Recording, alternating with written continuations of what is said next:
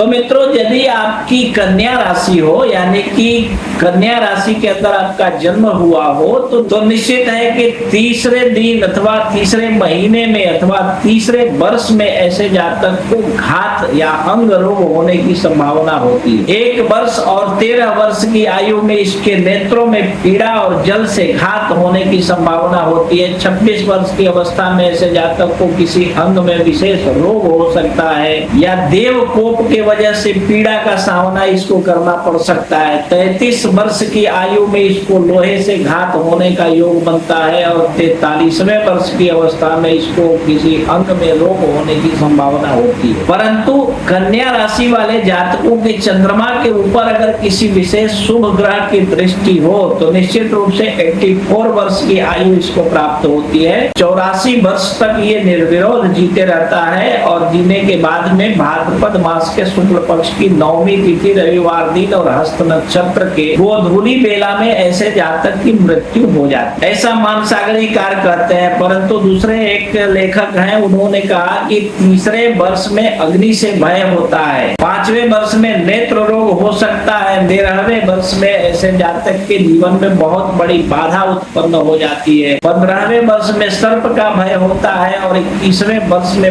वृक्ष पर से गिरने के वजह से ऐसे जातक की मृत्यु हो सकती है। 30 वर्ष की अवस्था में ऐसे जातक को किसी हथियार के घात के वजह से मृत्यु भी हो सकती है। 80 वर्ष की आयु प्राप्त हो जाती है अगर इन सब चीजों से बच जाए तो। और कहते हैं कि 80 वर्ष की पूर्ण आयु को प्राप्त होने के बाद ऐसा जातक जो है चैत्र मास के कृष्ण पक्ष की त्रयोदशी तिथि रविवार दिन को मृत्यु को प्राप्त होता है। तो इसी प्रकार आप अपनी कुंडली देखिए और समझिए, और अगर समझ में न आवे तो किसी श्रेष्ठ विद्वान ज्योतिषी को अपनी कुंडली दिखाइए, और अगर कोई ना मिले तो आप अपनी कुंडली हमें दिखाइए। हम आपकी कुंडली देखकर विस्तार पूर्वक आपको समझाकर बता देंगे कि आपके लिए क्या करना उचित रहेगा आपके जीवन में। ठीक है।